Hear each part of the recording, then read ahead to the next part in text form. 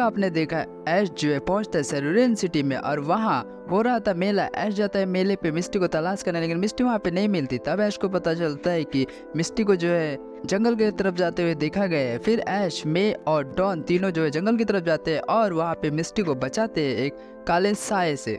And उसके बाद में सब कुछ वहाँ पे तो ठीक हो जाता है। उसके बाद सब आते हैं वापस मेले में।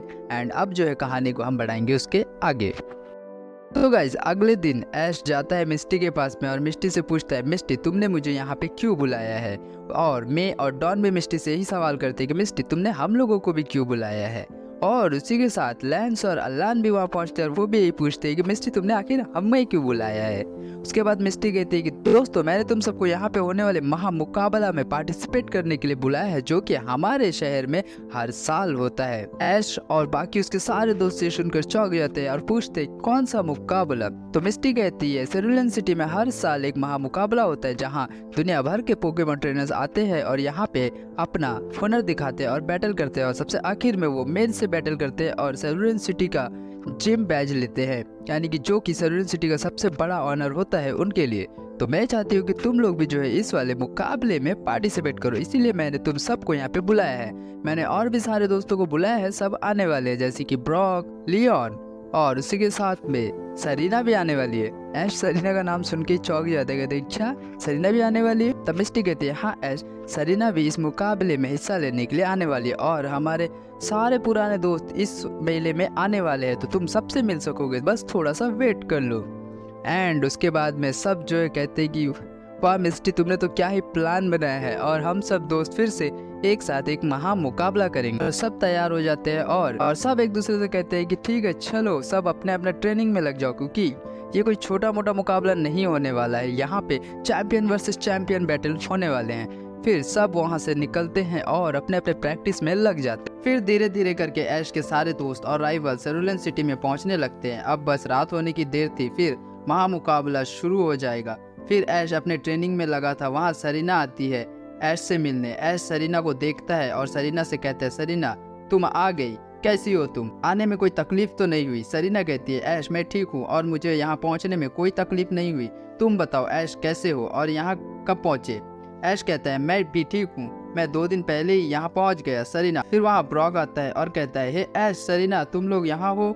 ऐश कहता है ब्रॉक तुम आ गए। ब्रॉक कहता है हाँ ऐश मैं तो आ गया, पर यहाँ क्या चल रहा है। ऐश कहता है ब्रॉक सरीना से मिलो, ये भी यहाँ महामुकाबले के लिए आई है। ब्रॉक कहता है हाँ ऐश मुझे पता है, सरीना यहाँ महामुकाबले के लिए आई है। फिर रात होने लगती है और सब मेले की तरफ चल देते हैं। फिर मेले में मिस्टी महामुकाबले की ओपनिंग सेरेमनी करती है और मुकाबले में भाग लेने आए सभी ट्रेनर्स को ऑल द बेस्ट कहती है। फिर वहाँ ऐश के फ्रेंड्स और राइवल सबका इंट्रोडक्शन होता है। मिस्टी कहती है तो दोस्तों आज यहाँ पोकेमॉन वर्ल्ड के कुछ महान पोकेमॉन ट्रेनर्स मौजूद है। तो सबसे पहले पोकेमॉन वर्ल्ड चैंपियन ऐश कैचम। फिर ऐश स्टेज पर जाता है। फिर मिस्टी बाकी सभी बेस्ट ट्रेनर्स को बुलाती है। मिस्टी कहती है इसके बाद master 8 trainers Leon, Unova champion Iris, Kanto champion Lance, Sinnoh champion Cynthia, Kalos champion Diantha and Hoenn champion Steven और उसी के साथ चैंपियन अलान और रेहान का। तो आप सब जो है इनका तालियों के साथ स्वागत कीजिए। तो आप कुछ स्ट्रॉन्गेस्ट पोकेमॉन ट्रेनर और जिम लीडर्स की बारी है। सबसे पहले Pewter city gym leader Brock, Kalos queen Serena, Alola professor Kukui and strongest trainer Paul और लास्ट में कार्लोस जिम लीडर क्लेमेंट। तो दोस्तों मैं इन सब का धन्यवाद देना चाहूंगी कि इन्होंने सेरुलियन सिटी के इस महामुकाबले में भाग लिया। तो चलो हम आज का बैटल चार्ट देखते हैं। फिर कंप्यूटर बैटल चार्ट निकालता है जिसमें पहला मुकाबला ब्रॉक और ऐश का दिखाता है। मिस्टी कहती है पहला मुकाबला होगा ऐश और ब्रॉक के बीच में।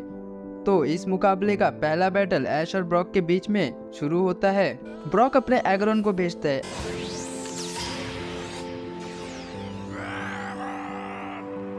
ऐश अपने पिकाचू को। ब्रॉक का एग्रोन बैटल की शुरुआत मेटल साउंड से करता है जिससे पिकाचू बहुत मुसीबत में आ जाता है, लेकिन पिकाचू भी जवाब में एक खतरनाक थंडरबोल्ट मारता है। फिर ऐश पिकाचू को बोल्ट टैकल करने को कहता है, लेकिन एग्रोन इस बार तैयार था और वो अपने फ्लैश कैनन से पिकाचू को रोक देता है। पिकाचू को काफी डैमेज होता है। इसके बाद एग्रोन इस्तेमाल करता है मेटल क्लॉ बट पिकाचू उसे आयरन टेल से काउंटर कर देता है, लेकिन पिकाचू बहुत डैमेज हो चुका था। तो ऐश पिकाचू को वापस बुला लेता है। ब्रॉक कहता है, ऐश जब तुमने मुझसे पहला मुकाबला किया था कैंटो में, तब से ही मैं तुम्हारे साथ रीमैच का इंतजार कर रहा हूँ और आज वो दिन आ गया और मैं तुमसे एक अच्छी बैटल एक्सेप्ट करता हूँ। फिर ऐश ब्रॉक कहता है, ऐश जब तुमने मुझसे पहला मुकाबला किया था कैंटो में, तब से ही मैं तुम्हारे साथ रीमैच का इंतजार कर रहा हूँ और आज वो दिन आ गया और मैं तुमसे एक अच्छी बैटल एक्सेप्ट करता हूँ। फिर ऐश गेंगार को भेजता है और बिना टाइम बर्बाद किए एग्रॉन गेंगार को आयरन हेड से हिट कर देता है। ऐश गेंगार को विलो विश इस्तेमाल करने के लिए कहता है ताकि एग्रॉन को डैमेज कर सके और ऐसा ही होता है। एग्रॉन को डैमेज पड़ने लगता है। एग्रॉन रॉक स्लाइड का इस्तेमाल करता है गेंगार को फंसाने के लिए, लेकिन गेंगार डैजलिंग क्लीन से इस मूव को काउंटर कर देता है। इससे पहले कि एग्रॉन कोई मूव इस्तेमाल कर पाता है, एग्रॉन को विलो विश के बर्न से डैमेज पड़ जाता है और एग्रॉन फेंट हो जाता है और ऐश की पहली जीत होती है। फिर ब्रॉक नाइनटेल्स को भेजता है।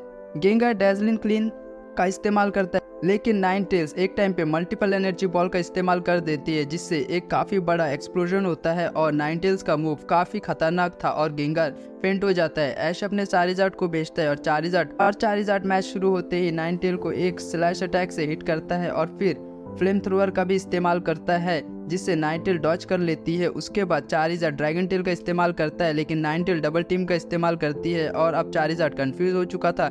चारिज़ार्ड के कुछ समझने से पहले नाइनटेल एनर्जी बॉल का इस्तेमाल करती है, जिससे चारिज़ार्ड को अच्छा डैमेज पड़ता है। बिना टाइम वेस्ट किए हुए नाइनटेल फ्लेम थ्रोअर का इस्तेमाल करती है, जिससे चारिज़ार्ड डॉज कर लेता है। तभी ऐश चारिज़ार्ड को नाइनटेल पर ड्रैगन टेल इस्तेमाल करने को कहता है और चारिज़ार्ड ड्रैगन टेल से रियल नाइनटेल पे हिट कर देता है, जिससे नाइनटेल फेंट हो जाती है। फिर ब्रॉक अपने टायरानिटार को भेजता है। ऐश चारिज़ार्ड को स्लैश अटैक करने को कहता है, लेकिन टायरानिटार स्टोन एज से चारिज़ार्ड को काफी डैमेज कर देता है।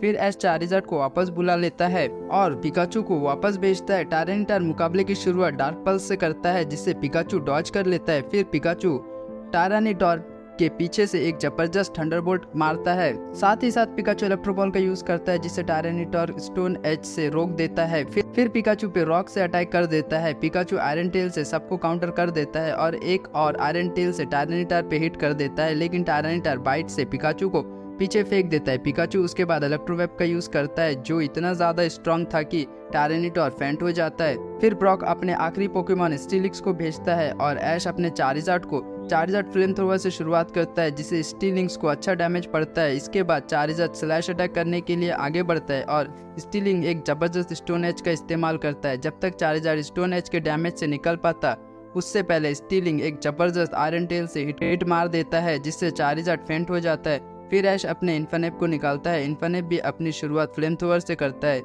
जिससे स्टीलिंग्स काफ़ी डैमेज ले लेता है और फिर ब्रॉक मेगा एवोल्यूशन का इस्तेमाल करता है।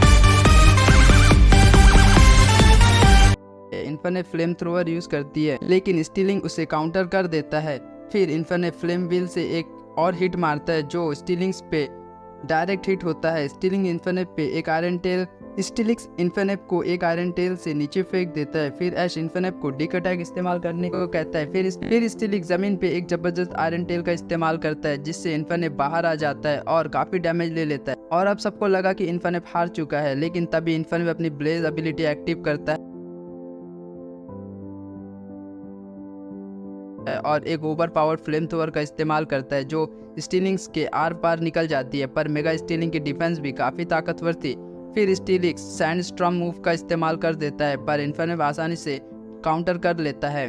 फिर दोनों अपना लास्ट मूव का इस्तेमाल करते हैं।